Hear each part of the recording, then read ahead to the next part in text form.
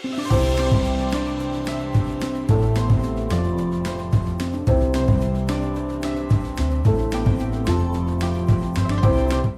when it comes to key trends, there are so many things happening right now that it's really hard to just narrow those down and summarize what's happening.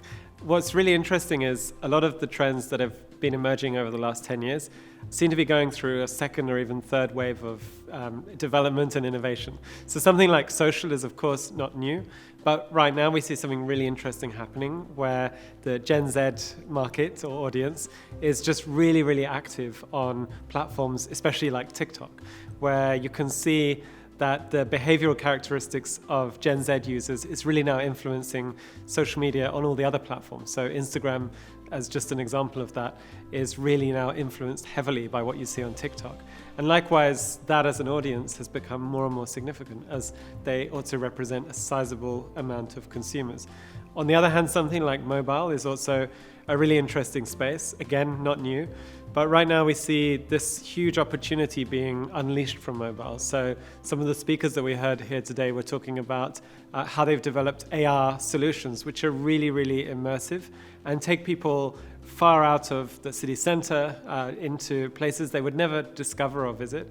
And this gives them an opportunity to gamify the whole discovery process. So they can go and run after different challenges where once they get to a certain point, they can experience something really unique in AR.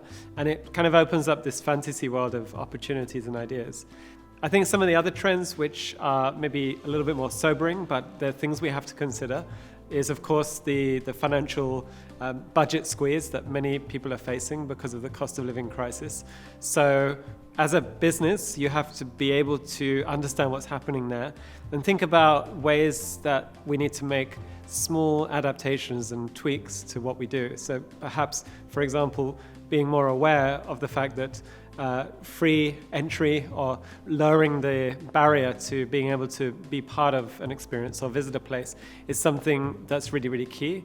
And then thinking about how we can be relevant both in offering a service or an experience that lowers that barrier to entry, so those that are very conscious of how much they might spend won't hold back, but also thinking about how to be a relevant storyteller online where we can really also provide tips and ideas and get things out there to different audiences. And I think overarching as a theme would definitely be sustainability. Sustainability was something that we kind of set the scene with, and it's really all-encompassing now. So what I focused on in my talk was how there are so many different priorities and pressures when it comes to sustainability. There's the need to think about how that relates to business transformation and how processes and the things that we do within our business, the operational elements, needs to really be looked at. Can we reduce our carbon footprint, for example? But also there's the societal and the other aspects of sustainability, which is where we can see really interesting opportunities for tourism to have a positive impact. So as much as there are definitely challenges and pressing issues, there's also very positive and inspiring ideas about how tourism can really play a key role in sustainability in actually changing or even creating some sort of regeneration through the arrival of visitors and the impact that they can have.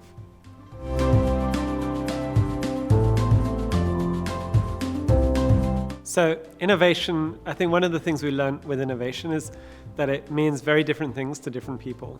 I think the first assumption that everybody has when you say the word innovation is that it's all about technology and getting on board with the latest digital and technology trends. And of course, that opens up a lot of opportunities. And sometimes being early in a new development can really help you to get ahead of the competition.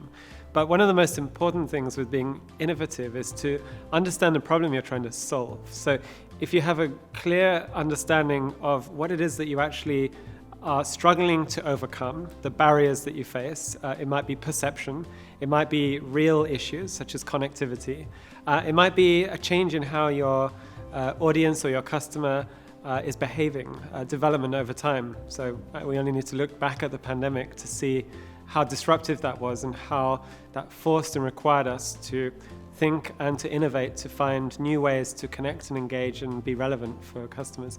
So thinking about innovation, first of all, from looking at the problem is really key, because then once we understand the problem, we can also design the outcome that we would like to see. So that might be a question of helping our guests see that an experience can still be had. It might be opening up ideas about how we can attract or be competitive in a new area.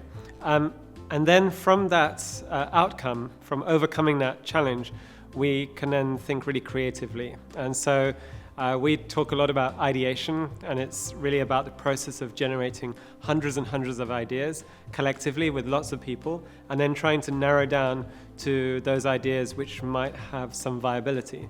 So thinking about common denominators, thinking about clustering those different ideas, and always relating it back to what we know, what we understand, and perhaps even going further to make sure or to validate what we think we understand, because we often work with assumptions.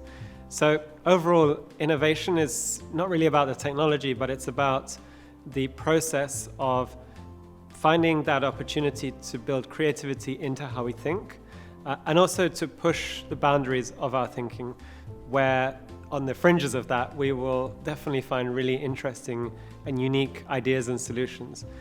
But when we do find those, we need to test and validate our assumptions around those. So always working iteratively, always going through a cycle of creating small tests, seeing if they work, and then going back and seeing what we learned, and then working on tweaking and iterating and improving those. For me, that's what innovation is really about, much more than any kind of tangible, specific activity like a new technology.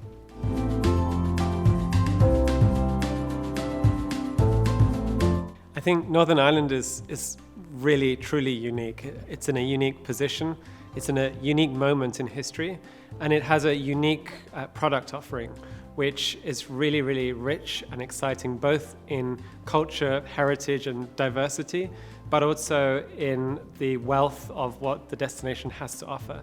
It's one that's really crammed, and it's relatively undiscovered, so it can also be considered a hidden gem. I think also in this current climate, the affordability of Northern Ireland is something that probably shouldn't be ignored, because it really is very competitive in this sense. So thinking about the opportunity for Northern Ireland, I think those factors are key, but then the ability and the determination of the industry to work together, to collaborate, to foster ideas, and to also be really ambitious. Today we saw a number of cases that are world-class, world-leading in how they've managed to be innovative and to create really unique experiences. So I think if there's that shared investment and shared vision for what the destination could be, and for the story that exists behind that, and sometimes that's not really a story, but an interwoven fabric of different stories. I think if there's that determination from everybody together to try to bring that out and to convey that through both experiences, but also how we tell our story to the wider world, I think this is a really big opportunity. And I think the commitment and the investment from both TNI and all of its partners to also furthering that aim is really key, because it's what also gives them momentum and brings people together. So that leadership role is really key in actually achieving that.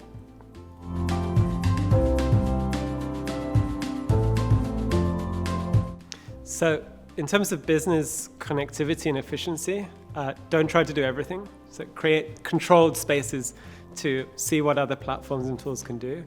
Also look at the amazing number of tools that people talk about, that people use, and see what others are using. And take time to get on board with those tools. So something as simple as having an email newsletter is a really crucial component in a business's marketing toolkit. So if you don't do that, it's important to take a moment to see what others are using. Maybe you end up selecting a tool like MailChimp, and then you find that most of these tools, which are designed for small businesses, always start with a free or inexpensive entry point. And then once you become a prolific user, you start to pay more and more. So this is a really good opportunity because as a business, you can always test and experiment, usually for free, with technologies and platforms that exist. The same applies to CRM, to chatbots and tools like that, as well as email marketing, as well as campaigns, and as well as also social media management tools. So see what you need to have, what's going to help you to be more organized and create more structure in that process. And make sure you take enough time to plan, but also learn how to use these different tools. People like T&I, of course, have so many business resources that are really educational and help you to understand strategy and help you to understand how to approach different areas and priorities in digital. But it's also worth remembering that most of the off-the-shelf tools that exist today usually also have libraries of video tutorials, and a lot of the best marketers and entrepreneurs today are self-taught because there's so many new tools coming out all the time. So we also need to be open to learning and curious, to remain curious all the time. And then probably the last thing is TXGB. The last presentation today from James was about TXGB, and I think this is just a great example of a technology investment that is really important for businesses, because by connecting into that, they have that really huge potential to distribute their product to hundreds of different channels all around the world. And so if a visitor is coming from a completely different part of the world, they might be within their own bubble and their own ecosystem.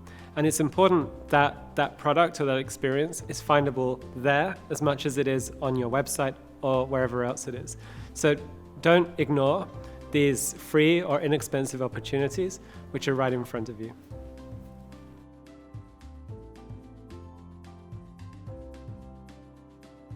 3 top essential tips for businesses. Well, that's a tricky one because probably there are hundreds of tips that I could give, but I think really what's the first and foremost, the most important thing for businesses to do is to actually take a step back, to take a deep breath and to try and absorb what's happening in the environment around them, to take that way of thinking to their business first and foremost, to be able to explore what's working really well and why is it working well, but also what's not working well, and to try and understand why that's not working well. It's important we have that understanding so that we focus on the right things and that we are open to adaptation and transformation, because it's a continual journey of change. And we need to somehow find a way to separate the emotional connection we have with a business that's often private, it's passionately led, it's maybe a family business, to the current context of that business. Is that still relevant? Do people still want that kind of offer? And to be able to ask those questions. We can also do that together with our colleagues, with our partners, and also with our visitors. So to be really open to criticism and to self-critique is a really difficult but important strength. I think the second thing is to be ready to experiment.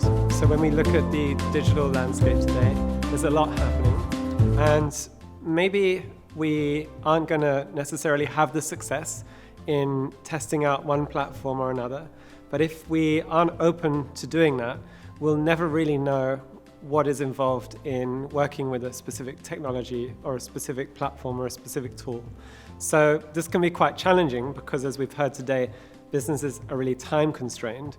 But it's also necessary that we find that room, and I think it goes back to the same point of finding space and room to breathe, to also explore and experiment.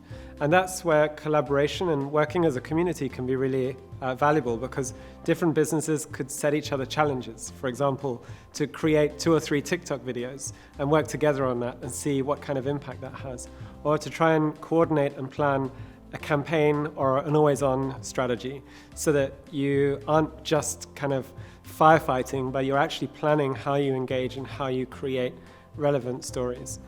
So finding space to explore and get really creative with technology is important. Even if it doesn't always lead to a success, it always teaches us something, and those learnings we can incorporate back into the work we do.